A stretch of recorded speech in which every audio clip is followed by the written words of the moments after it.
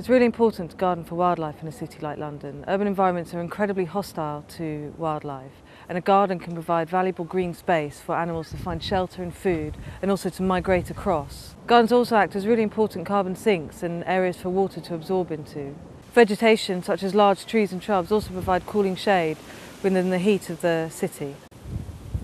The basic principles of gardening for wildlife is to create as many different types of habitat in your garden space as you possibly can. And you can achieve this in large and small gardens. Different habitats may include a small meadow, a hedgerow, watery areas such as bogs and ponds, beds with flowers across the season for nectar for bumblebees and butterflies to feed from, ponds and wet areas for amphibians such as frogs and newts, and lizards such as slow worms to seek shelter and to lay their eggs. Hedgerows provide great nesting and feeding opportunities for birds and invertebrates. It may not be possible to incorporate all these features into your garden, and really the best way to approach it is to identify the different personalities of your garden. You're almost certainly going to have a damper area in one corner which you can create as a habitat for amphibians by laying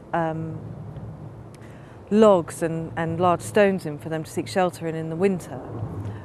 It's quite possible you'll have a big enough open space to build a pond, or to have a meadow, create a meadow in. All gardens have flower beds, so why not choose flowers that are rich in nectar for bumblebees and butterflies to feed from and pollinate. Other features to incorporate into your garden would include piles of logs or perhaps stones for invertebrates to nest in.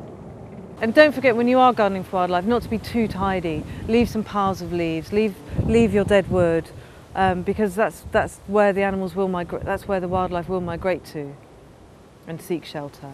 And that's the basic principles of wildlife gardening.